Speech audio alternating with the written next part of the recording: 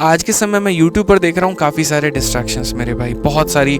आज ये भी कोई अनाउंसमेंट आ गई, कभी वो भी कोई अनाउंसमेंट आ गई, ये वाले भाई सब कुछ नया जलवा लेकर के आ गए और बच्चे भी इसका बड़ा आनंद उठाते हैं।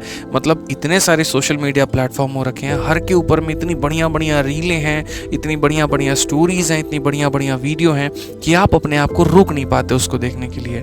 ठीक है, लेकिन इसका क्या परिणाम हो सकता है और इसको रोका कैसे जा सकता है, ये अपने आप में एक बहुत ही ज़रूरी छोटी सी कहानी मैं आपको सुनाने वाला हूँ। और 2 से 4 मिनट की ये कहानी होगी, हो सकता है आपके जीवन में एक बहुत बड़ा बदलाव लेकर आए और एक सही डायरेक्शन आपको दिखाए। तो ये कहानी शुरू से लेकर के अंत तक सुनना, क्योंकि ये कहानी एक कच्चे रास्ते की है जो बाद में एक सही लक्ष्य तक लेकर के जाती है। द अनटेयर रोड, ये 2 दोस्तों की कहानी है और बहुत बड़ी सीख आपको मिलेगी। तो एक गांव के बाहर शहर की ओर जाने वाले 3 छोटे रास्ते थे। हर सुबह 2 दोस्त थे, एक विक्रम और एक रमेश, शहर पर काम के लिए जाया करते थे। शुरुआत में दोनों जो है वो रोज रोज नया रास्ता चुनते थे, कभी खेतों के बीच से, कभी झाड़ियों के बीच से, कभी सूखे नालों के किनारे से।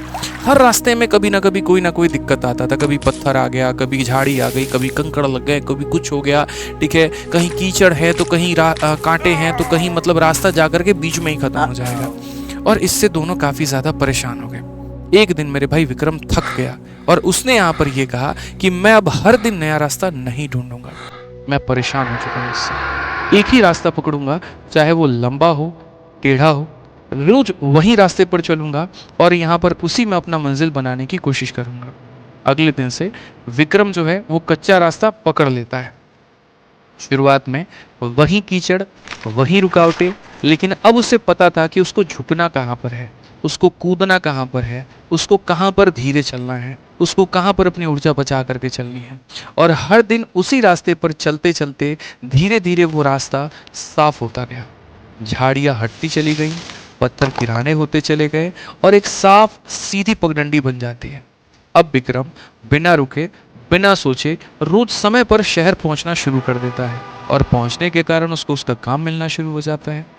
दूसरी तरफ हमारा वो रमेश भाई, जो अभी भी हर दिन नए रास्ते की तलाश कर रहा होता है। कभी रास्ता शॉर्टकट मिल गया तो जल्दी पहुंच जाएगा और कभी रास्ता लंबा मिल गया तो बहुत देर से पहुंचेगा। हर दिन वो वहीं से शुरू करता था जहां पर वो मेरे भाई कल पे था।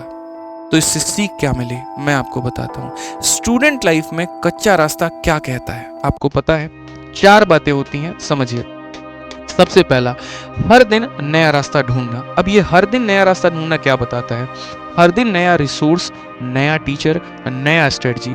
जितना आप अलग अलग सोर्सेज में उलझते हैं उतना ही आपका बेस कमजोर होता जाता है। हर दिन नया पीडीएफ, नया वीडियो, नया बैच, मतलब हर दिन की जो शुरुआत है वापस जीरो से करने के बराबर हो जाती है। दूसरा जो सीख मिलता है वो ये, विक्रम का एक रास्ता चुनना। एक टीचर, एक किताब, एक प्लान। बार बार जब आप एक सोर्स को बार बार पढ़ते हैं, रिवाइज करते हैं, तो आपकी अंडरस्टैंडिंग और गहराई पकड़ती है। उसी तरीके से जैसे विक्रम ने एक रास्ता साफ किया, आप भी सिलेबस को साफ साफ समझना शुरू कर देते हैं।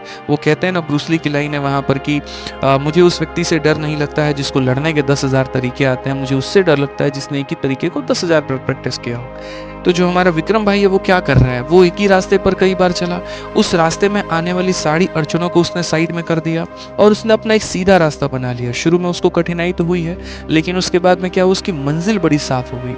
सेम कहानी आपके साथ में है। जब आप एक किताब को पढ़ोगे, बार बार पढ़ोगे, आपको प्रॉब्लम आएगी, लेकिन उसके बाद में यहाँ पर आपके रास्ते क्लियर होते जाएंगे, 4 जगह आप भटकोगे नहीं। तो तीसरा बिंदु मेरा इसी में है कि शुरुआत में जो तकलीफ है वो होगा, रिवीजन आपको बोरिंग लगने लगेगा, एक ही बुक को बार बार पढ़ना मोनोटोनस लगने लगेगा, लेकिन यही प्रैक्टिस, यही दोहराव, यही आपको मास्टरी की ओर लेकर के जाएगा। और मास्टरी जो होती है वही सिलेक्शन लेकर के आती है। तो ये 3 सीख हो गई आपकी।